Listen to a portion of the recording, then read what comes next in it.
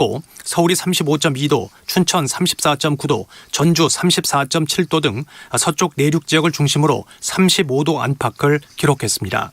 내일도 전국이 대체로 맑은 가운데 폭염이 이어지겠습니다. KBS 1라디오 4시 경제 뉴스를 마칩니다. 지금까지 아나운서 이재홍이었습니다. KBS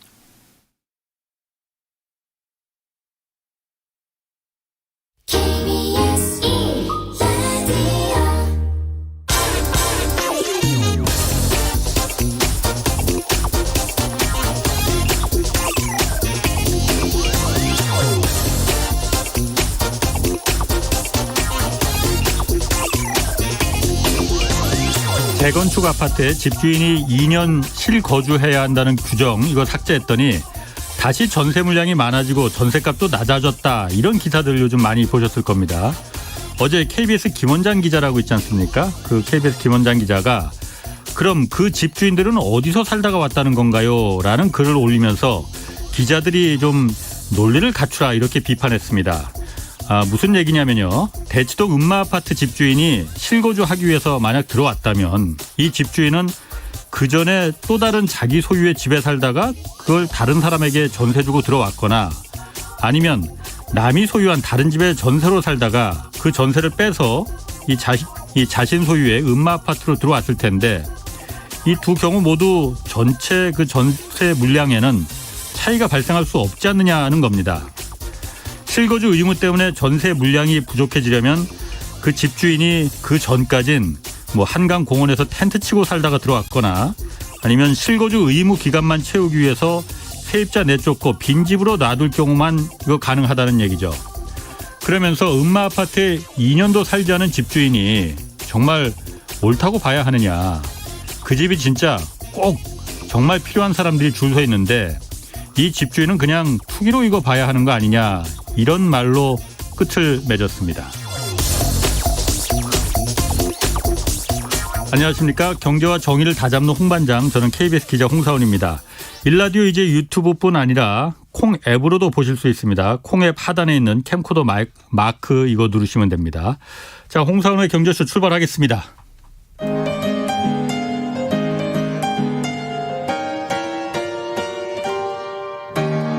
대한민국 최고의 경제 전문가와 함께합니다. 믿을 만한 정보만 쉽고 정확하게 전해드립니다. 홍사훈의 경제쇼.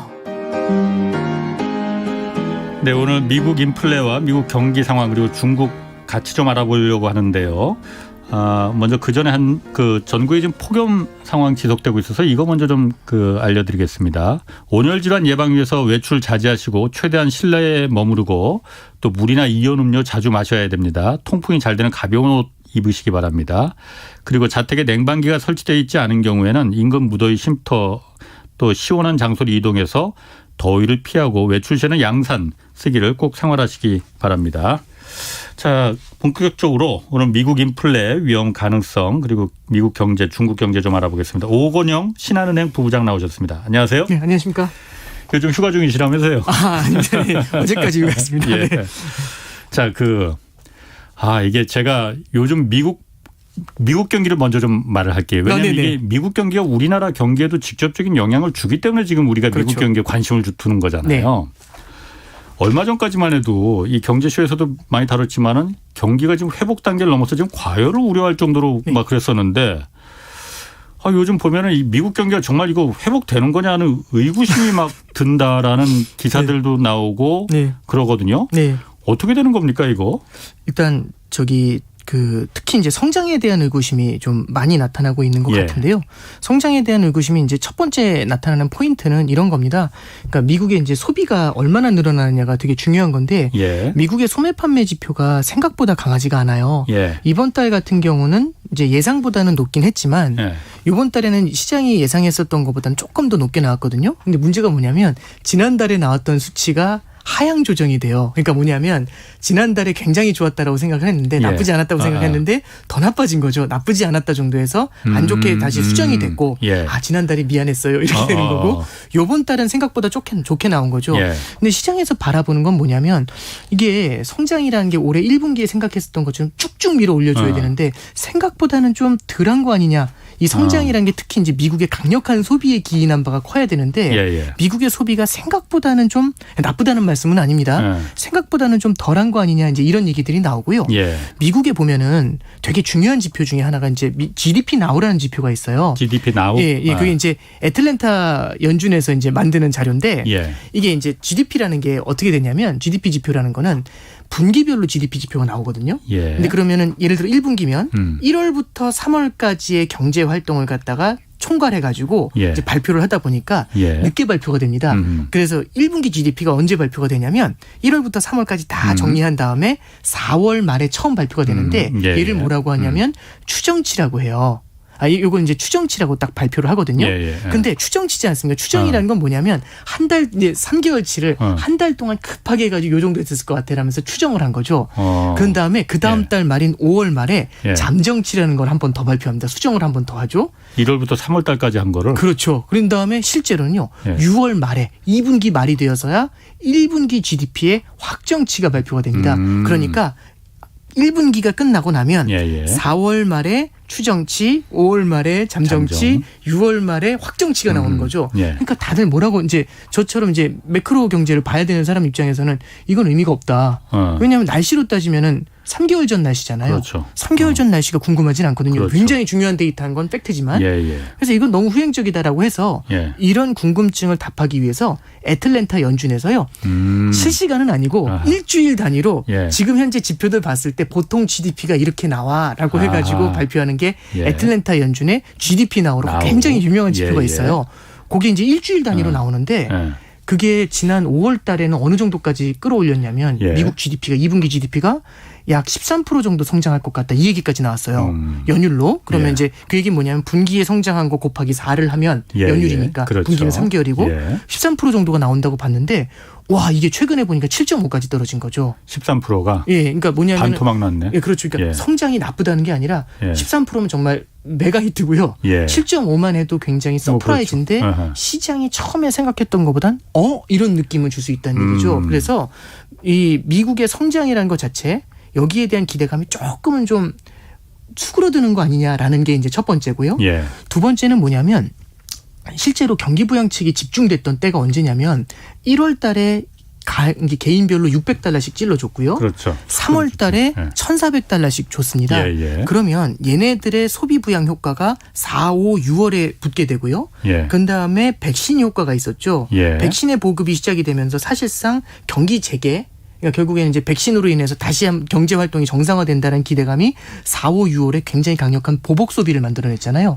그러면 소비가 사실은 뭉쳐서 나오는 게 2분기 아니었겠는가 이런 생각들을 하게 되는 거고. 그러니까 그 $600, $1,400씩 우리나라로 말하면 재난지원금을 미국민들한테 그렇죠. 다 준 게 네, 그렇죠. 그게 2분기에 그 성장으로 다 나타난 거다. 예, 그렇죠. 이제 그게 물론 이제 언제까지 이어질지 모르지만 예. 2분기에는 굉장히 아무래도 3월 달에 $1,400씩 준 게 크니까 예. 이게 이제 아무래도 2분기에 영향을 줄 가능성이 좀 높고 예. 2분기에는 당연히 그 아까 전에 말씀드렸던 것처럼 보복 소비라는 게 집중이 되다 보니까 예. 여기에 대한 기대감이 굉장히 컸지 않습니까? 예. 그래서 전 세계 IB들 이제 굉장히 유명한 투자은행들에서 네네. 미국 경제 성장에 대해서 전망한 걸 보면 2분기가 이제 분기별 성장 전망치가 나오거든요. 2분기가 가장 높고 3분기에는 조금 낮아져요. 4분기엔 더 낮아지고 예. 내년에는 올해보다 낮아지는 그림이 나와요. 예. 그래서 이런 걸 뭐라고 하냐면 성장이 나쁘다가 아니라 좋아지는데 좀 더 좋아지는 속도가 덜해진다. 그렇죠. 이렇게 얘기를 하는 거고요. 예. 그런 것들이 이제 피크아웃이라는 표현을 씁니다. 예. 그래서 이제 말씀드렸던 것처럼 서두에 성장에 대한 의구심이 나온다라는 기사들이 나오는 가장 예. 큰 이유는요. 어쩌면 우리 시장에서 생각했던 것처럼 미국이 강력한 성장을 가져갈 줄 알았더니 예. 생각보다는 강하지 않은 거 아니야?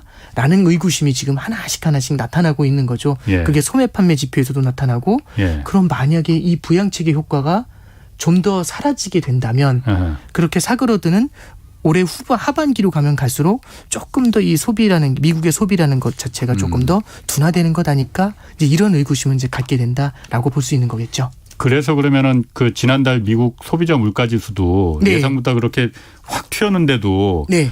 그냥 우리 일반 그냥 상식적으로 보면은 그럼 이게 인플레가 막 지금 몇 달째 지금 3달째 소비자 물가지수가 이렇게 막 팍팍 튀니까 네네. 긴축을 생각해봐야 되는 거 아니야? 네. 우리가 뭐 늘상 말했듯이 테이퍼링 뭐 이런 거 해봐야 되는 거 아니야 그랬는데 네. 그런 걸 지금 연준에서 이끌어내지 않고 있는 이유도 네. 그런 이유 때문에 그러니까 네. 성장의 모멘텀이 지금 그렇게 생각보다 강하지 않다. 네. 성장이 뒷받침이 돼줘야 되는데 네. 그런 이유가 있을 수 있는 네, 거죠. 그렇죠. 이제 말씀해 주신 게 굉장히 중요한 핵심 포인트가 되는데요. 예. 예를 들어서 이제 물가 같은 경우도 이번에 소비자 물가지수 발표된 거 서프라이즈로 나오긴 했지만 예.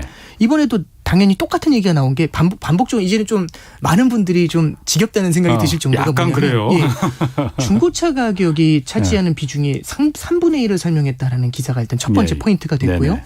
두 번째는 마찬가지로 러칭이죠. 그러니까 결국에 여행하는 사람들의 숙박비 같은 것들 예. 이런 것들이 큰 영향을 줬다라는 게 여기 이제 반영이 됐다라고 하니까 예. 그럼 얘네들은 사실상 일시적인 이슈가 아니겠냐라는 그런 데 대해서 상당히 많은 동의를 얻게 된다라는 거죠. 그래서 이제 연준에서도 예. 처음에는 이게 일시적인 물가 상승이야라고 얘기를 했을 때 예. 시장에서는 이게 뭐가 일시적이야 이렇게 물가가 많이 오르는데 이제 이런 그러니까. 의구심이 예. 컸는데 예. 시간이 가면 갈수록 물가는 높게 나오지만 그 물가의 높은 물가를 설명하는 거에 상당 부분이 일시적 굉장히 좀 독특한 일시적인 애들이 네. 좀 설명하는 게 크다 보니까 예. 맞나라는 생각이 드는 거죠. 예. 그러면 첫 번째는 성장 쪽에서도 피크아웃에 대한 생각이 드는 거고 예. 물가 쪽에서도 결국에는 일시적이라는 얘기는 굉장히 높은 물가가 조만간 이제 얼마 후에는 낮아질 거야라는 생각이 드니까 예. 물가 쪽에서도 피크 고점을 찍고 피크아웃 예. 이런 생각이 드는 거죠. 그런데 보시면 성장이나 물가가 생각보다 강하지 않을 거라고 생각을 합니다. 이런 전망을 갖고 있는데 여기서 만약 테이퍼링이 들어와 버리면 여기서 긴축이 그렇지. 들어와 버리면 그러니까 긴축이라는 건 테이퍼링이라는 건 이런 거거든요. 결국에는 이제 그 애들 자전거 저도 이제 가르쳐 보면 저도 어렸을 때 그렇게 탔고 예. 뒤에 이렇게 잡아주지 않습니까? 그 뒤에 아버지가. 이렇게, 아버지가 이렇게 잡아주면 힘들잖아요. 허리 아프고. 예, 예. 근데 이제 뭐 허리가 아파서도 그렇지만 예. 이제 애가 어느 정도 타는 것 같은 느낌이 나면 이거 이제 놔줄 때도 필요한 거잖아요. 근데 처음부터 예. 확 놓진 않죠. 이렇진 않죠. 그렇죠. 딱 예. 잡고 가다가 예. 이렇게 놔본 다음에 알게 모르게 놔줘야지. 예, 이런 게 예. 테이퍼링이거든요. 예. 사실상. 아. 한꺼번에 하는 게 아니라 그러니까 자전거 그렇죠. 타는 아들은 네. 뒤에서 아버지가 논지를 몰라. 모르게 이렇게 살짝 예. 슬그머니 놔줘야 된다 이거군요. 놔준 다음에 잘 타면 놔두는 게 계속해서 진행하면 되는 거예요. 예. 논 상태를 유지하면 되는 거고 언제든지 이제 다시 잡아줘야 되는데 예. 놓는 이유는 얘가 잘 탈 거라는 확신이 들기 때문에 놓는 거지 않습니까? 그렇죠. 그런데 지금 보면 성장이 생각보다 약할 수 있다라는 생각이 든다면 예. 테이퍼링이라는 것에 대해서도 퀘스천 마크를 달아볼 수 있다는 얘기죠. 생각보다 제가 기대했던 것만큼 잘 타지 않는데 놓는다라는 것 자체가 조금 더 잡아줘야 되는 거 아니야? 이제 이런 생각을 만들어낼 수가 있겠죠. 그래서 지금 이제 말씀해 주신 게 저는 포인트인데 결국에는 성장에 대한 얘기, 물가에 대한 얘기가 나오는데 예. 이 두 가지가 탄탄하다라면 네. 테이퍼링을 해도 문제가 없거든요. 그렇죠. 근데 이 두 가지가 흔들리게 되면 테이퍼링도 어쩌면은 실수가 될 수도 있다라는 생각이 시장에서는 조금씩 돌고 있는 거 아니냐 이런 얘기가 나오고 있는 겁니다. 지금 그러니까 막 이제 실물 경제가 좀 네. 회복세를 가려고 하는데 거기서 이게 좀 확신을 가지면은 네. 그런 방식을 네. 방책을 테이퍼링 같은 걸 뒤에서 아버지가 자전거를 갖고 가다가 네. 놔도 되는데 네. 그게 아리송하면은 네. 잘못해서 놔버리면 그냥 애가 자전거 타고 가다 쓰러져 버릴. 예, 그렇죠. 그러니까 이제 이게 이렇게 이제 그 말씀을 나누게 되면 보통 이제 어떤 생각이 들게 되냐면 뭐 그건 그냥 이제 네 생각 아니냐. 예. 이제 그냥 대충 생각하는 거 아니냐. 이제 그렇게 이제 느끼실 수 있는데 어떤 점을 좀 들어서 저는 말씀드리고 싶냐면 예. 요즘 보면 미국의 장기 국채 금리가 빠르게 하락을 하고 있어요. 네, 그러니까. 이게 지난 3월 말에 미국 국채 금리가 1.777%를 기록했거든요. 그렇죠. 이게 고점이었는데 3월 말 이후에 금리가 지금 얼마까지 내려왔냐면 1.13%까지 추락을 했다가 최근에 한 1.25 정도까지 돌렸습니다. 근데 어제 조금 올라갔어. 그렇죠. 예. 이게 근데 우리가 한번 좀 생각해 볼 필요가 있어요. 예. 첫 번째는 성장이 세게 나오면 예. 기업들은 투자를 늘리게 됩니다. 그렇죠. 투자를 늘리기 위해서는 돈을 빌려야 되거든요. 예. 그럼 돈에 대한 수요가 늘어나요. 예. 너도 나도 돈을 빌리려고 하면 돈의 값인 금리는 올라가야 됩니다. 올라가죠. 물가가 오르잖아요. 예. 그럼 당연히 금리를 올려야지 돈을 빌릴 수가 있죠. 예. 물가가 높은데 누가 낮은 금리를 부르는 사람한테 돈을 빌려주겠습니까? 예. 그리고 여기서 테이퍼링이라는 얘기, 금리 인상이라는 얘기, 긴축이라는 얘기는 돈의 공급을 줄인다는 얘기잖아요. 당연히 금리 인상 요인이죠. 그러면 지난 4, 5, 6월을 거쳐서 우리가 이제 저도 여기 방송에 나와서도 계속 말씀드렸던 건 주제가 결국에는 물가 상승, 강한 성장, 테이퍼링 이 얘기만 했거든요. 예. 세 가지 모두 다 뭘 지지하냐면 금리의 상승을 지지해요. 예. 그럼 3월 말에 1.777이었으면 더 치고 올라갔어야 되잖아요. 금리가. 그렇지. 그렇죠. 세 가지 모두 다 생각을 해보면 예. 오히려 내려갔어. 근데 이제 주저앉았죠. 예. 이게 뭐냐 이제 이런 생각이 드는 그럴까요? 거죠. 예. 시장에서 그럼 뭔가 시장은 결국에 자기의 돈을 투자하는 투자자들인 거지 않습니까? 예. 이 사람들이 무언가를 두려워한다라는 거겠죠. 예. 그럼 어떤 컨센서스가 있는 거냐면 이제 투자라는 건 항상 그런 것 같아요. 지금을 보고 투자하는 게 아니라 좋은 것과 나쁜 것이 있지만 예. 그것보다 더 중요한 건 뭐냐면 좋아지는 것과 나빠지는 것이 더 중요할 수도 있습니다. 예. 뭐냐면 좋은 것이라는 건 이미 가격에 반영이 돼 있을 수 있죠. 예. 나쁜 것이라는 것도 이미 가격에 반영이 되는 것일 수 있죠. 예. 근데 우리는 뭘 보고 투자해야 되냐면 좋아지는 거에 투자해야 되지 않습니까? 아파트를 삽니다. 아파트를 살 때 지금은 되게 없어 보여요. 예. 이 아파트 왜 샀어? 라고 할 때 제가 딱 한마디 합니다. 3년 후에 지하철 들어와요. 어. 그럼 이게 설명이 끝났지 않습니까? 예. 아, 오케이. 그러면 뭘 보고 투자한 거냐면 좋은 걸 산 게 아니라 예. 좋아질 걸 산 거지 않습니까? 예. 그러면 채권 시장에서 채권에 투자하는 사람들도 금리의 하락에 베팅하는 사람들도 지금의 모습을 보는 게 아니죠. 지금의 강한 성장과 지금의 높은 물가와 테이퍼링에 대한 공포 요 세 가지를 보는 게 아니라 앞으로를 보는 거죠. 예. 어쩌면 앞으로는 성장이 피크아웃 할 수 있어요. 예. 물가가 피크아웃 할 수 있어요. 그리고 테이퍼링도 어쩌면 여기에 좀 이렇게 피크아웃하는 성장에 악영향을 줄 수 있어요. 이런 것들을 좀 같이 바라보면서 최근에 이 금리를 만들어내는 거 아닌가 이제 그런 생각을 좀 해봅니다. 그래서 장기 금리가 그렇게 오히려 떨어졌던 이유가 바로 그런 점으로 설명이 될 수가 있는 거고. 네, 그렇습니다. 네, 그러면은 기본적으로 그러니까 미국 그 앞에도 처음에 제가 이제 물어봤듯이 네, 네, 네. 미국의 경기가 지금 과열을 우려할 정도로 막 이런 상태까지 갔었다가 지금 이렇게 되는 게 그 의구심을 다시 드는 네, 게 네, 이유가 네. 그 바이러스 때문입니까? 그러면 코로나 다시 그 델타 아, 네. 변이 뭐 이런 네. 것 때문이에요? 네, 일단 잠깐 보시면 물론 그러니까 금리에 영향을 주는 건 그리고 성장에 영향을 주는 건 정말 여러 가지 요인들이 있을 겁니다. 예. 그럼 델타 변이가 영향을 줬느냐? 영향을 네. 줬겠죠. 예. 그럼 얼마나 줬느냐? 그건 모르죠. 제가 네. 다 그만큼만 발라낼 수 있는 능력은 없으니까요. 예. 영향을 줬겠지만 저는 그게 포인트는 아니라고 생각을 합니다. 그거 말고. 왜 그러냐면 예. 제가 말씀드렸던 거는 서두에 말씀드렸던 건 지난 3월 말에 1.777로 고점을 기록한 다음에 하락을 했었죠. 금리가 쭉 내려왔습니다. 사실 델타 변이가 언제부터 이슈화가 됐는지 모르지만 사실 뉴스플로우는 오래되진 4월이 않았어요. 예. 뉴스플로우가 이제 있다는 얘기는 나왔지만 본격적으로 이슈화가 된 건 6월 그 말이나 예, 10월, 예. 7월 정도였던 맞습니다. 걸로 기억을 해요. 예. 이미 그때는요. 미국 10년 금리가 1.4까지 내려온 상황이었어요. 예. 근데 거기서 델타 변이가 한 번 더 겹치니까 한 번 더 훅 주저앉는 그림은 만들어냈겠죠. 예. 그래서 질문 주신 거는 저는 포인트라고 생각하는데 델타 변이가 모든 걸 설명하느냐? 그건 아닌 것 같습니다. 델타 변이 이전에도 다른 요인들에서 결국에는 부양책의 효과가 희석된다라는 것, 생각보다 소비의 힘이 생각보다 크지 않다는 것, 소비의 힘이 생각보다 크지 않은데 물가가 너무 높잖아요. 그러면은 우리는 그렇게 배워요. 이제 저도 경제학 배울 때 어떻게 배웠냐면 물가가 너무 높으면 소비를 짓누른다고 배우거든요. 예. 그 높은 물가를 뚫어 올릴 정도로 견뎌낼 정도로 소비가 강하면 되는데 생각보다 소비가 연약한 상태면 물가가 세면은요 이걸 눌러버리게 되죠. 이제 이런 점들이 저는 이제 소비라든지 성장이라든지 이런 데 둔화에 어느 정도는 좀 우려감을 자아내는 것 아니겠는가 그렇게 생각을 하고 있습니다. 그러면 지금 제가 얘기 들어보니까 네. 제가 뭐 잘 모르지만은 네. 탁 드는 생각이 그거밖에 없겠다라는 생각. 델타 변이 그 바이러스 때문이 그게 그렇게 큰 영향을 못 줬다면은 네. 영향을 준 거는 그럼 3, 4, 5월 그 뭐 6월까지 이렇게 소비 물가 지수가 높아지고 경기가 막 성장하는 것처럼 보였던 거는 2,000달러 그냥 공짜로 준 거 이 효과가 제일 그럼 컸던 거예요? 예, 이제 그냥 하나 말씀을 드리면 예. 작년도 12월 말에 트럼프 행정부가 떠나면서요. 600달러만큼 경기 부양책을 쓰고 갔어요. 예. 그러면서 600달러를 지급을 해주니까 1월 달에 미국의 소매 판매가 탁 튀어올랐습니다. 예. 근데 2월 달에 소매 판매가 훅 죽어요. 그런 다음에 3월 달에 말씀드렸던 것처럼 1,400달러를 지급을 해줬잖아요. 예. 그러면서 3, 4, 5월 소비가 굉장히 강력하게 나왔죠.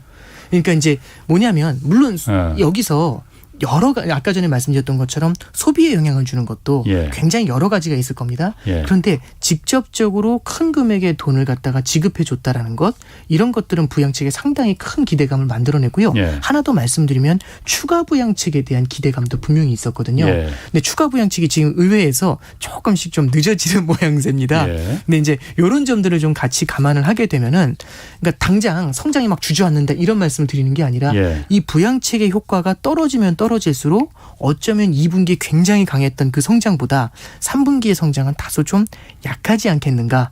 그래서 여기서 계속해서 강조해드리는 포인트는 나쁘다는 게 아니라 생각보다 약하다라는 말씀을 계속해서 드리는 거죠. 네. 그러면 지금 다 우리나라도 그렇고 지금 네. 다들 그래서 미국이 저렇게 지금 막 그 경제가 네. 성장이 막 그 튀어오르니까 이제 출구 전략을 마련해야 된다라고 네. 해서 일부 신흥 이머징 국가들은 지금 금리를 막 올리기 시작했고 네네. 뭐 우리나라도 지금 한국은행에서 지금 금리 올리겠다고 지금 계속 하잖아요. 네네. 그런데 야 지금 그래서 그런 건가? 중국은 네. 지급 준비율이라는 걸 얼마 전에 며칠 전에 내렸잖아요. 네. 오히려 네. 지급 준비율이라는 게 은행에서 너희들 이만큼 대출해 주지 말고 이만큼 꼭 갖고 있어. 네. 이 갖고 있어야 되는 의무적인 그 돈 비율을 말하는 거잖아요. 네. 이걸 낮췄다는 거는 그만큼은 돈을 풀라는 거 아니에요. 네, 그렇습니다. 거꾸로 갔잖아요. 그래서 내가는 아니 중국은 왜 지금 남들은 출구 전략을 좀 준비하는데 왜 입구로 다시 돌아갔지? 네. 궁금했거든요. 네. 이것 때문입니까? 그러면 중국은 알고 있었던 건가 그러면은? 뭐 이제 결국에는 그러니까 중국이 뭐 미래를 예상을 하고 그렇게 간다라기보다는 예. 중국도 당장의 현안이 되게 중요했다라고 생각을 하고요. 예.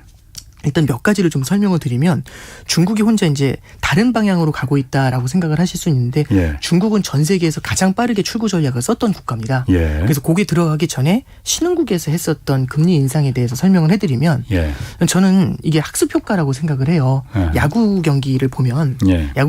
이제 엄청나게 잘 치는 4번 타자 딱 타석에 들어서잖아요. 그럼 이제 중계 방송하는 분들이 뭐라고 하냐면 와 저기 외야수들이 뒤로 쭉쭉 무르고 있습니다. 막 이런 얘기를 하거든요. 예.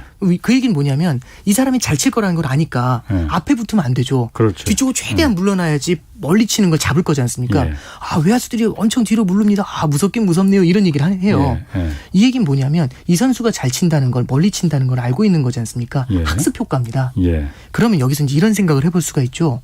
지난 2013년에 테이퍼링을 했었어요. 예. 그때 테이퍼 텐트럼이란 말이 나왔거든요. 일시 테이프 발작. 네, 그렇죠. 발작이란 말이 예. 나와요. 예. 근데 누가 발작했냐면 미국이 발작을 한 게 아니에요. 그렇죠. 미국은 테이퍼링을 감당할 수 있을 정도의 능력이 있었는데 신흥국들이 발작을 일으켰던 거거든요. 예. 자, 그러면 그 발작을 했었던 신흥국들은 그 아픔이 트라우마로 남아있겠죠. 예. 무언가 그때 그 아픈 기억들이 있을 거지 않습니까? 또 시작했네. 그렇죠. 사람은 라고. 경험을 통해 배웁니다. 예. 그럼 두 가지죠. 이번에 똑같이 당할 거야. 예. 두 번째는 이번엔 지난번에 한번 당한 게 있으니까 미리 뭔가 준비할 거야. 예. 이게 그 예비 동작이라고 당연합니다. 군대에서도 보면 예비 동작이라는 게 있잖아요. 아, 그러니까 이게 빵빠레 올리기 전에 저도 이제 이게 심정 때 막 이렇게 이런 거 준비하지 않습니까? 미리. 예. 그러니까 뭐냐면 예방 주사 맞는 거죠. 음. 그러면 이제 예를 들어서 연준이 테이퍼링을 시작하고 나서 예. 돈이 막 빠져나가려고 할 때 금리를 한꺼번에 올리는 게 좋냐? 예. 아니면 지금부터 미리 한 번 정도 올려놓고 예. 테이퍼링을 해가지고 돈 나가는 거 봐가지고 한 번 또 올리고,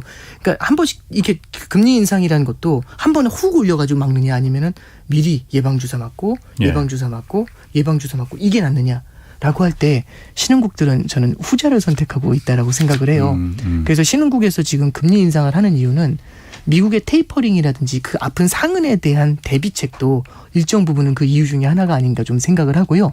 그러면 중국은 뭔데라는 이제 예. 생각이 딱 들 수가 있어요. 예. 중국은요, 어쩌면 지금 이 시점에서 다른 나라가 모두 다 긴축에 대한 얘기를 하고 있을 때 예. 미국은 테이퍼링을 논하고 있고, 예. 그다음에 일본이나 유럽 중앙은행이죠. 얘네들은 아직까지는 돈을 풀고 있지만 언제 그칠까 이제 이거 고민하고 있는 상황이고, 신흥국들은 금리를 올리고 있을 때 혼자 금리를 내리거나 혼자 돈을 푸는 정책을 쓰게 되는 거예요. 예. 중국. 그러면 이게 다른 나라 다 금리 올릴 때 혼자 내리는 거잖아요. 예. 그럼 이게 뭔가 엇박자 이런 생각이 그러니까. 첫 번째 들 수 있어요. 근데 중국은 이게 그래서 지금의 딱 모습만 딱 슬라이스를 딱 치고 지금의 모습만을 바라보면 이상해 보이지만, 예.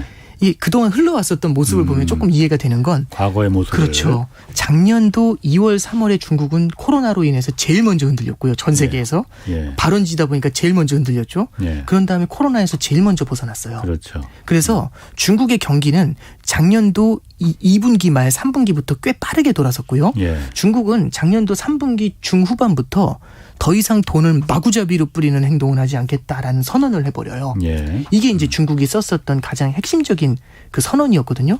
그런데 작년도 3분기 때만 해도 미국이나 다른 나라 분위기는 어땠냐면, 금리를 바닥에 붙여놓고서 그렇지. 돈을 더 풀까? 예. 마이너스 금리 가야 되는 거 아니야? 이 얘기를 하고 있었거든요. 예.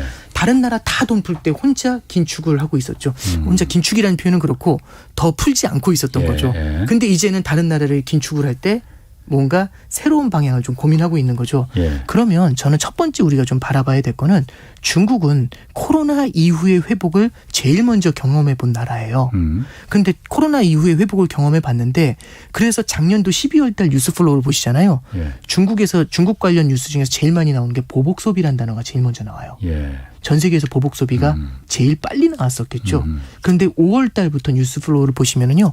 중국의 소비가 생각보다 강하지 않다라고 나와요. 예. 보복 소비라는 것도 어느 정도 모멘텀을 잃은 거 아닌가 이제 예. 이런 얘기들이 나오거든요. 예. 그리고 성장이 그러면 중국의 성장이 둔화되고 있다라고 하는데 이런 상황에서 돈이라도 계속 뿌려주지 않으면 중국은 부채가 굉장히 많지 않습니까? 그렇죠. 부채 리스크로 인해서 성장이 더 주저앉을 수 있다라는 것. 예. 특히 지방 정부들을 중심으로 해서 이런 리스크가 생길 수 있다라는 걸 고민하고 있기 때문에 예. 중국은 추가적인 유동성의 공급이 필요했던 겁니다. 근데 다만 요번에 지준율을 낮춘 게 파격적으로 많이 낮추진 못했어요. 0.5% 예, 그렇죠. 그러면 실제로 공급이 되는 건 1조 위안 정도의 자금이 공급이 되는데 예. 이 1조 위안 정도의 자금은 조금 어려운 말씀이 듭니다만 기존에 풀어줬었던 자금들이 있어요. 6개월 만기로. 예. 6개월 만기로 한 8천억 위안을 뿌려준 게 있거든요. 예. 여기서 금액을 잘 들으셔야 됩니다. 8천억 위안을 6개월 만기로 돈을 뿌려준 게 있어요. 예. 근데 이제 6개월 만기란 얘기는 6개월 만기가 되면 이제 갚아야 되잖아요. 예. 그럼 6개월을 또 연장을 해주는 방법이 있고 예. 아니면은 이거를 항구적으로 돈을 줘버리는 방법이 있거든요. 지준율을 인하한다라는 거는 예. 은행이 돈을 이렇게 계속 돌리는 게 아니라 그냥 뿌려줄 수 있게 해줘요. 예. 그럼 결국에는요. 8천억 위안의 만기가 돌아오는 걸 1조 위안으로 갈아타게 해주는 겁니다.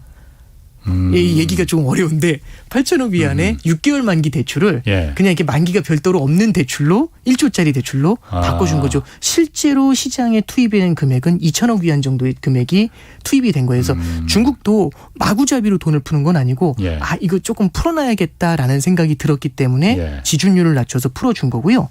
그럼 여기서 이제 어떤 생각이 드냐면 지준율 인하를 막 해도 되느냐 아니거든요. 왜냐하면 이거 보셔야 됩니다.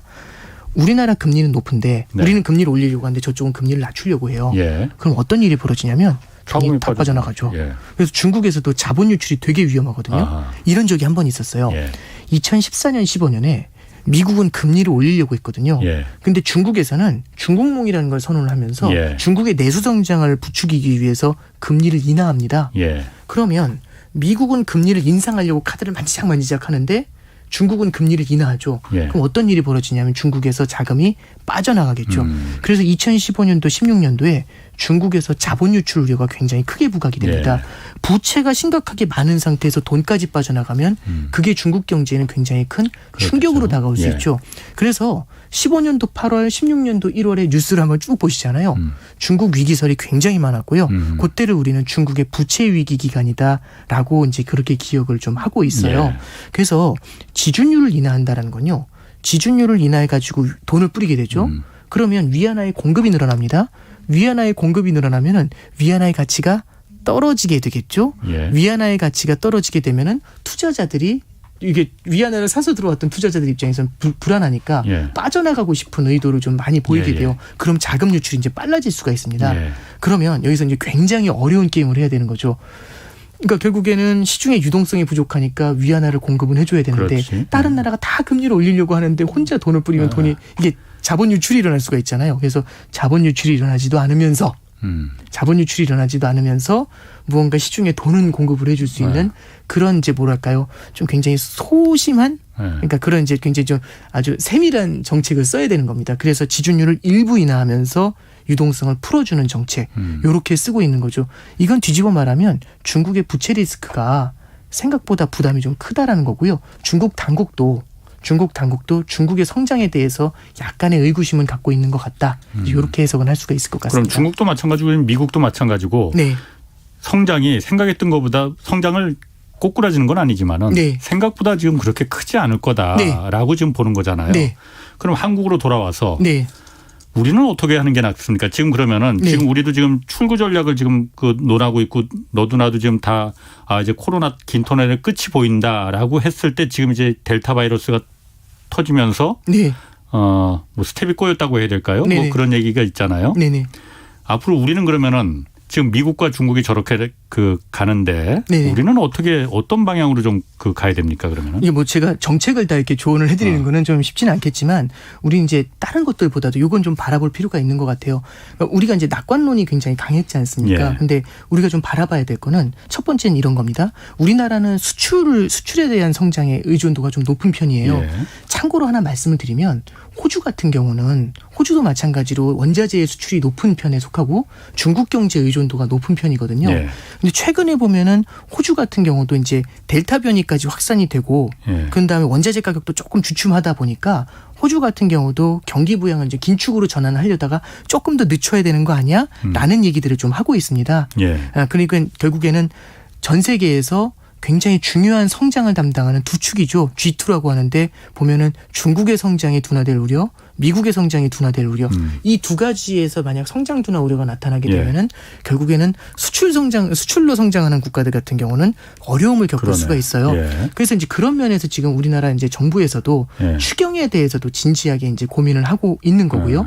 그리고 이제 금리 인상에 대해서도 당연히 이제 부동산 가격의 상승이나 이런 금융 안정의 측면에서는 고민을 하고 있지만 마찬가지로 이제 속도에 대해서도 상당히 이제 많은 생각들을 하게 되지 않을까 좀 그렇게는 좀 보고 있습니다. 지금 일각에서는 8월 금융통화위원회 한국은행에서 이제 열릴 때 8월에 혹시 금리가 인상될 수 있다라는 얘기 있었는데 네. 왜냐하면 부동산 문제가 지금 뭐 백약이 무효한 상태가 돼버리니까 오늘도 보니까는 뉴스 나온 거 보니까 수도권 집값이 네.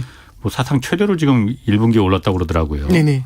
그러니 근데 좀 금융통화 당국 입장에서도 미국과 중국을 보니 야 이게 함부로 우리가 먼저 선제적으로 이렇게 나갔다가는 잘못하면은 호미로 그 막을 걸 가래로 못 막는 그런 사태가 벌어질 수 있겠구나 그런 생각도 좀 할 수는 있겠군요. 그러니까 이제 고려 요소가 여러 가지가 들어가 주겠죠. 불확실성이라는 요소하고 경기의 불확실성이라는 요소하고 그 다음에 말씀드렸던 것처럼 금융 안정이죠. 그러니까 부동산 시장의 불안 이 두 가지 중에서 굉장히 많은 저울질을 하게 되겠죠.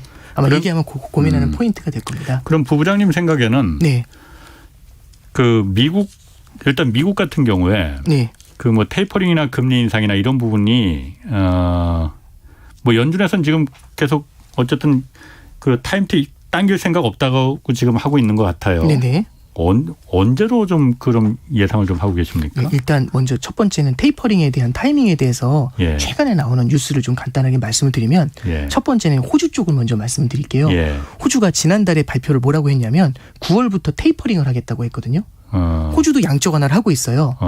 이제 50억 달러씩 주별로 사주고 있는데 예. 이 50억 달러씩 사는 걸 9월 달부터 한 40억 달러씩 호주 달러 40억 달러씩 예. 사겠다고 얘기를 했거든요. 그런데 어제 나오는 뉴스플로우를 보니까 호주에서도 지금 델타 변이 확산하고 그다음에 수출 쪽에서의 성장 둔화 우려 두 가지를 반영을 하니까 예. 어쩌면 9월부터 시작해야 되는 걸 11월부터 시작해야 될 수도 있어 라는 얘기를 하고 있고 예. 되려 조금 더 나간 쪽에서는 뭐라고까지 얘기하냐면 그게 아니라 50억 달러에서 40억 달러로 줄일 게 아니라 늘려야 50억 달러에서 60억 달러로 늘려야 되는 거 아니야? 이 얘기까지는 하고 있어요. 결국에는 뭐냐면은 성장이 이게 결국에는 지난번에 말씀드렸던 것처럼 이게 캘린더 베이스가 아닙니다. 매월부터 뭐 할 거야, 매월부터 뭐 할 거야 그게 아니라 언제부터 뭘 할 거야라는 발표를 하게 되면은 그 발표에 시장이 이제 반응을 하게 되거든요. 만약에 멀쩡하고 지금의 상황이 유지가 된다면 당연히 그 스케줄대로 가겠죠.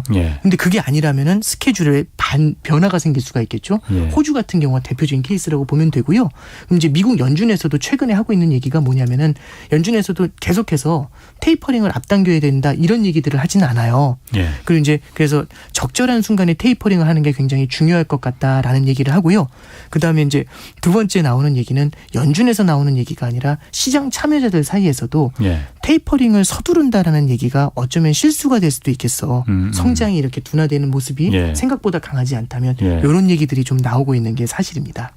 그럼 예전에 몇 달 전에 우리가 뭐 이렇게 뭐 코로나 끝난 것처럼 그렇게 말하진 않았지만은 뭐 성장이 이제부터 뭐 본격적으로 이제 보복 소비 얘기하고 뭐 이런 게 좀 섣부른 얘기였군요. 지금 보면은. 그러니까 저는 그렇게 생각을 해요. 뭐냐면은 시장에서도 제가 지금 성장이 둔화된다라는 말씀보다는 기대했던 것보단 덜하다라는 건데 기대라는 건 뭐냐면 멀쩡해질 거라고 생각을 하는 거죠. 예. 어쩌면 우리의 기대가 좀 많이 높았을 수도 있고요. 예. 그거보다 좀 덜한 거죠. 회복을 안 했다는 게 아니라 회복은 했는데 기대보다는 덜 회복을 했다라는 걸로 해석을 해보면 그러니까 무의미하다라는 말씀은 전혀 아닙니다. 예. 아까 전에 계속해서 반복적으로 말씀드린 거지만 기대보다 약하다라는 기대보다. 게 조금 이제 이슈가 되는 것 같습니다. 그렇군요. 우리도 그렇고 이제 글로벌 국가들 그 출구 전략 스케줄 다 이제 준비를 하고 있는데 그러다 보니까 갑자기 델타 변이 바이러스가 지금 이게 변수가 돼버린 거잖아요. 네. 이게 없으면은 이 바이러스가 하고 이게 언제까지 이렇게 참 이게 싸움이 끝날 수 있으려나 참 저도 요즘 보면은 지겹기도 하면서도 좀 불안하긴 한데 네. 신흥국 같은 경우에는 그래서 이게 뭐 아까 지금 우리가 계속 얘기했다시피 성장이냐 이거 우리가 잘못 봤다 이게 뭐 계속 복잡해지면서 이 스태그플레이션에 준하는 그런 상황에 직면할 수 있다. 신흥국들 같은 경우에 네. 그런 경고가 지금 나오고 있다고 하거든요. 기사들 보면. 네네. 그건 왜 그런 거예요? 일단 이렇게 해석을 하시면 좋을 것 같아요. 스태그플레이션이라는 건 예. 성장이 둔화되는 상태에서 물가가 뛰는 걸 얘기를 합니다. 예, 최악의 이제, 경우가 예, 그거죠. 그렇죠. 그러니까. 예, 아까 말씀드렸던 것처럼 신흥국에서 만약에 자본의 유출이 일어난다고 한번 가정을 해보죠. 예. 자본의 유출이라는 건 뭐냐면은 미국은 강한데 성장이 강한데 신흥국의 성장이 생각보다 약한 겁니다. 예. 그럼 성장이 강한 쪽으로 자금이 이동을 하게 되거든요.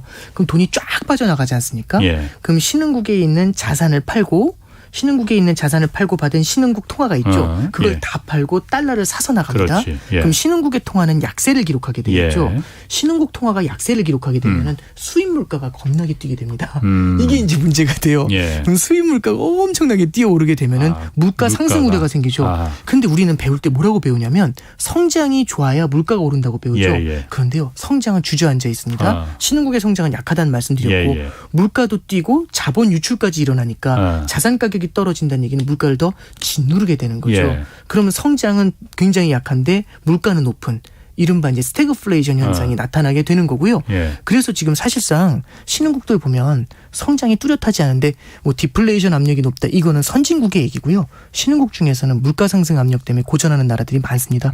터키 같은 경우는 물가 상승률이 10몇 % 이렇게 나와요. 지금? 예. 성장이 전혀 좋지가 않죠. 그러면 사실상 스태그플레이션 국면에 들어와 있다라고 보는 거고 예. 터키와 같이 자본 유출이 일어나는 상황이 다른 나라로 또 번져나가는 것들 예. 이런 것들이 실제로 이제 시장에서는 좀 우려하는 그런 포인트가 되고요. 예. 그렇기 때문에 언론에서도 신흥국 쪽에서는 스태그플레이션의 우려가 있다라는 얘기를 이제 던지고 있는 겁니다. 그리고 또 한 가지 제가 궁금한 거. 네. 저희 지난번에 그 6월 그 미국 소비자 물가 상승률이 최고로 올라갔던 게 네. 중고차 가격 때문에 그랬다고 그랬잖아요. 네. 근데 제가 보니까 중고차 가격이 이게 오히려 내년에는 네. 디플레이션 요인이 될 수 있다. 이런 그 분석들도 있더라고요. 네. 이거는 무슨 얘기예요? 왜 이게 디플레이션 요인이 될 수가 있는 거예요? 이게 통계라는 거에 착시가 저는 존재할 수 있다라고 보는데요. 예. 그러니까 이제 뭐냐면은 전년 대비해서 너무 높게 그러니까 뭐냐면 네. 이제 지금이 7월이죠. 그러면 지금 올해 7월 대비해서 작년 7월 대비해서 올해 7월의 물가를 보는 거거든요. 예. 그러니까 이게 딱 1년 동안 그 시점 두 개를 잡아서 비교를 하다 보니까 나타날 수 있는 오류예요. 근데 어떤 경우에는 예. 작년에 낮을 때 여기 너무 높게 잡히는 경우들이 있겠죠. 근데 너무 높게 잡혔던 중고차의 가격이 내년 7월에는 요거보다 조금 더 낮아질 수 있죠. 아. 그러니까 예. 너무 높게 잡혔을 때를 아. 기점으로 해서 1년을 계산하게 되면은 아. 이건 이제 뭐라고 하냐면은 이제 전년비라는 얘기를 예, 하죠. 예, 전년 대비해서 물가가 낮은 것처럼 보일 수가 있는데 이게 그래서 디플레는 맞죠. 예. 그냥 이 가격이 하락한 걸 디플레라고 사전적으로 정리를 해버리면 아. 엄밀하게는 디플레가 맞는데 예. 이게 우리가 생각하는 것처럼 우리가 공포를 느끼는 것처럼 전 세계적으로 경기가 안 좋아서 전 세계적으로 수요가 부족해서 예. 물가가 하락하는 그 우리가 두려워하는 그 디플레는 아니고요. 그거는 아니겠군요. 통계상에서의 아, 예. 중고차 가격에서의 예, 예. 고점 대비 시점을 비교했을 때의 디플레다. 예. 이제 이렇게 생각을 할 수가 있는 거고 이제 이렇게는 해석이 가능합니다. 대신에 내년에 이제 물가가 예를 들어서 피크아웃을 한다고 했을 때 예, 예. 전체적으로 물가가 전반적으로 약간씩 약해질 때 예. 거기 중고차 가격의 하락도 어느 정도는 기여를 할 것이다. 예. 이런 해석은 여기 붙일 수는 있겠죠. 그렇군요. 네. 그러면은 지금 지금 소비자 물가 지수가 미국에서 계속 한 3달째 올랐기 때문에 이게 인플레 압박이 굉장히 심하다. 그렇게 이제 생각을 했는데 인플레가 그러면 그렇게 뭐라고 해야 되나요? 세게 올 그 가능성 그렇게 많지는 않다고 봐야 되는 건가요? 그러면 이게 지금 현재는 인플레 국면인 건 맞습니다. 예. 그러니까 물가가 꽤 많이 오르고 예. 저도 소비자 물가 지수가 5%씩 오르는 거는 예. 본 적이 없어요. 예. 엄청난 물가 상승이고 옛날 같으면 정말 너무 놀랐을 텐데 예. 연준도 5%씩 오르면 가만히 있으면 안 되거든요. 예. 근데 지금 이제 일시적이라는 수사를 쓰고 있는 거지 않습니까? 예. 일시적인 수사를 쓰고 있는 거고 그리고 이제 얘기하는 것 중에 하나가 이렇게 높게 올라가는 가장 큰 이유는 전년 대비해 작년도가 너무 낮았기 때문에 예. 요거 대비해서 기저 효과가 크다라는 걸 첫 번째로 강조를 하는 거고 예. 그리고 두 번째는 경기 재개 이슈가 물가의 상승에 기여하는 바가 굉장히 크기 때문에 이게 이제 어느 정도 이제 완충이 되게 되면은 언제가 될지 모르겠지만 물가 상승세가 조금씩 수그러들 것 같아요라는 예. 얘기를 이제 연준에서 물가 상승을 제일 두려워해야 되는 연준에서 공식적으로 얘기를 해주고 있는 거지 않습니까? 예. 그러다 보니까 시장에서는 뭐 지금 물가가 안 오른다, 걱정하지 않는다가 아니라 그래도 연준에서 저 정도로 얘기를 하고 일시적인 요인들이 큰 편이니까 연준을 믿어야 되는 거 아니야? 라는 이제 연준의 레토릭이 조금 이제 먹히고 있다. 이제 이렇게 해석을 할 수 있겠죠. 그런데 지금 월가나 뭐 이쪽에서는 또 일부에서는 네. 지금 인플레이션이 1970년대를 연상시킨다 이런 기사도 나왔거든요. 네. 그러니까 1970년대라면 그때는 인플레이션이 굉장히 심했던 그 시기 네, 그렇습니다. 아니에요. 네. 뭐 지금 얘기 들어보면은 지금 한 3달간만 보면은 네. 야 그때만큼 인플레가 세게 오는 거 아니냐고 두려워했지만은 지금 또 사실 부부장님 얘기 들어보면은 네. 야 우리가 생각했던 것처럼 그렇게 막 불 붙는 것처럼 이렇게 그 경기가 네. 성장이 막 좋아지는 건 아닌 것 같다. 네. 그리고 또 원유 가격도 지금 오페크에서 이제 증산에 합의했으니까 네. 그 가격도 좀 원유 가격도 내려갈 거고. 네. 그럼 1970년대처럼 그렇게 막 불붙는 인플레가 오는 건 아닐 것 같지 않느냐라고 하는데 월가에서는 또 그렇게 또 보는 사람들도 있다고 하니까. 저는 이미 설명을 되게 많이 해주신 것 같아요. 그러니까 70년대를 한번 돌아보면 예. 70년대에 있는 모든 팩터를 다 설명해드린 그렇고 핵심적인 것만 몇 가지 예. 말씀드릴게요. 첫 번째는 70년대에는요. 위대한 사회를 건설한다라고 해가지고 복지 정책을 엄청나게 퍼부었어요. 예. 그 두 번째는 위대한 사회 정책 때문에 돈을 많이 퍼부었음에도 불구하고 물가가 오르니까 예. 사람들이 너무 어려워지는 거죠. 그래서 물가 상승에 대해서 그때 당시 닉슨 대통령이 굉장히 걱정을 많이 했어요. 예. 그래서 닉슨 대통령이 어떤 정책을 쓰게 되냐면은 생필품의 가격 상승을 갖다가 억제하는 가격 통제 정책을 쓰게 되고요. 예. 임금 상승을 억제하는 임금 상승 억제 정책을 같이 써요. 그러니까 시장에서 가격이 올라가는 걸 통제를 해버렸던 거죠. 예. 근데 문제는 뭐냐면 계속해서 물가 상승 압력이 센 상태에서 가격을 통제해버리니까 물건 공급이 안 되죠. 왜냐하면 이 샤프를 원래는 오른 가격인 10,000원에 팔아야 되는데 이거를 기존 가격인 2,000원에 팔아야 된다고 얘기하니까 예. 누가 이걸 팔겠습니까? 그냥 안 이게 만들지. 그렇죠. 시장에서 이게 점점 예. 사라져 버리니까 오히려 물가 상승 압력이 더 높아지는 거죠. 예. 그래서 물가 통제 정책을 딱 빼고 나니까 물가가 한 번에 팍 튀죠. 예. 그러니까 성장이 크게 나오지 않는데도 물가가 눌러놨던 물가가 한꺼번에 튀는 문제가 생겼던 게 1번입니다. 예. 두 번째는요. 미국에서 그때 당시에 무역 적자라든지 이런 게 너무 심하다 보니까 근본이제에서 탈출을 하게 돼요. 근본이제에서 그렇죠. 벗어났던 게 예. 71년도 8월 15일이었거든요. 예. 그때 근본이제라는 건 뭐냐면 보유하고 있는 금만큼만 달러를 찍을 수 있는 거였거든요. 금 1온스가 있으면 35달러까지 그렇죠. 찍을 수 있었어요. 예, 예. 근데 그때부터 어떻게 하냐면 우리 근본이제 안 해. 라고 하면서 금하고 상관없이 돈을 이제 찍기 시작을 하죠. 네네. 그러면서 달러 가치가 되게 빠르게 하락했습니다. 네. 달러 가치의 하락은요. 미국 입장에선 수입 물가의 상승을 말합니다.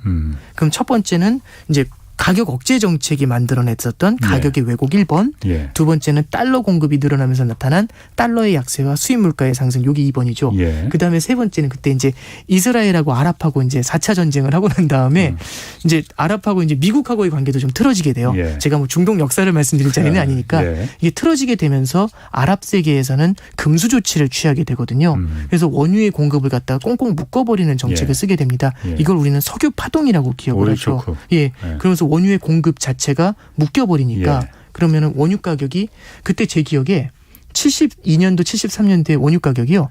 1배럴에 2달러였어요. 그게 불과 몇 개월 만에 15달러까지 뜁니다.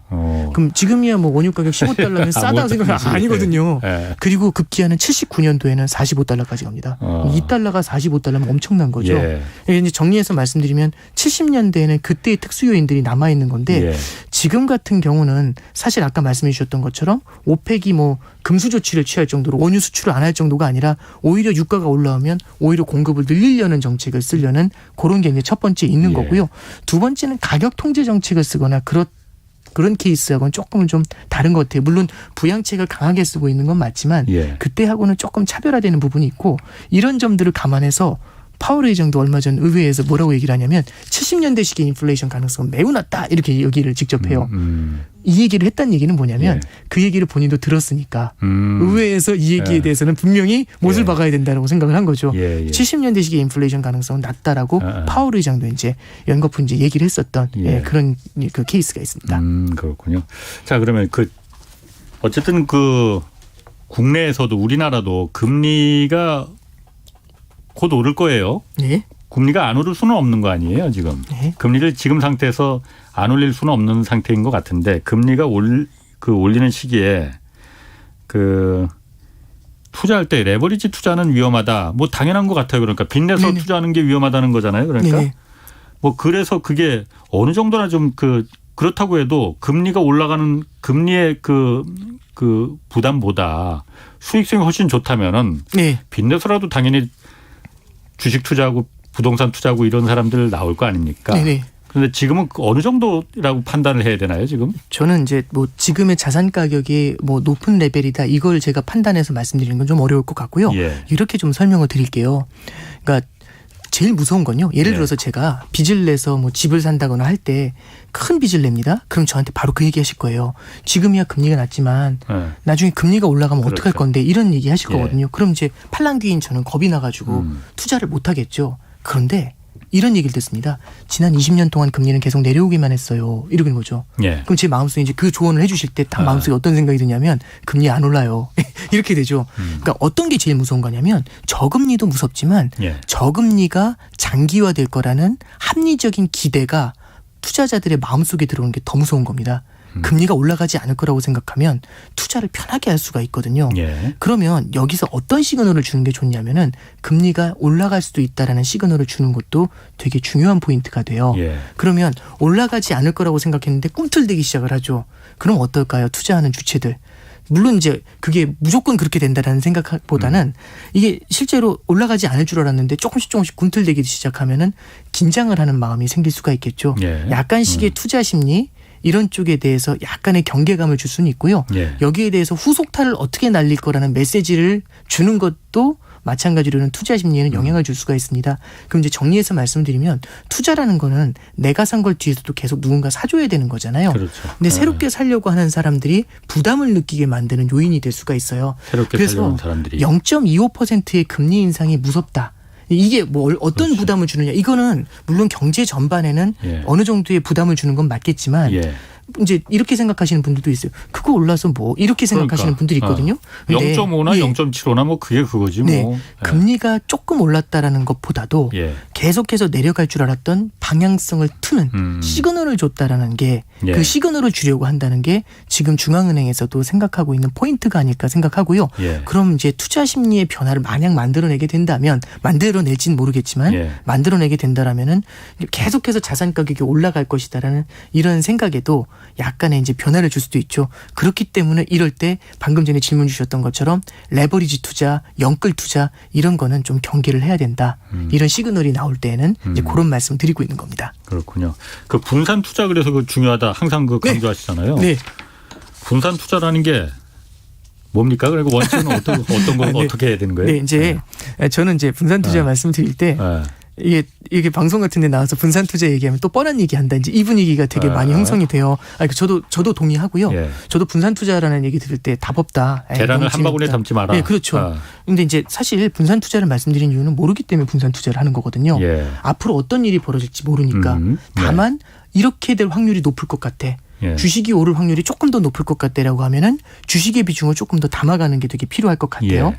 근데 저는 예를 들어서 분산 투자라고 할 때 많은 분들의 마음속에는 어떤 생각을 하고 계시냐면은 아 그래 그래서 주식이랑 채권이랑 나눠 넣으라고 이렇게만 생각하시는 분들이 많아요. 예. 근데 엄밀하게 말씀드리면 요거는 자산의 분산입니다. 주식하고 채권을 분산 투자하는 거거든요. 그런데 주식 내에서도 분산하는 방법이 있어요. 그게 뭐가 있냐면 종목을 여러 개로 가져가는 방법도 있고 예. 그다음에 스타일을 나누는 거죠. 성장주나 가치주, 배당주 이런 쪽으로 가는 방법도 있고요. 예. 그리고 이제 섹터별로 가는 방법들도 있을 거예요. 그래서 주식 내에서 종목 분산이라든지 스타일 분산하는 방법도 있고요. 아. 그리고 이제 세 번째는 말씀드리면 우리는 투자를 할 때 기본적으로 원화 베이스의 주식 채권을 사지 않습니까? 그렇죠. 그렇죠. 예. 근데 이제 달러 베이스의 자산도 일부 정도 가져가는 건 예. 달러라는 거는 위험 자산이 흔들릴 때 안전 자산의 안전, 역할을 예. 해주죠. 예. 그렇게 보험을 하나 가져가는 것도 되게 좋을 것 같고요. 예. 마지막으로 하나 더 말씀드릴 게 지금까지 말씀드렸던 자산 분산, 지역의 분산, 그 다음에 이제 그 통화의 분산이라는 건 지금의 모습을 가지고 투자하는 거지 않습니까? 예. 이 지금의 모습들을 하나하나 슬라이스를 나눠치는 거죠. 아. 그게 뭐냐면 시점 분산이 됩니다.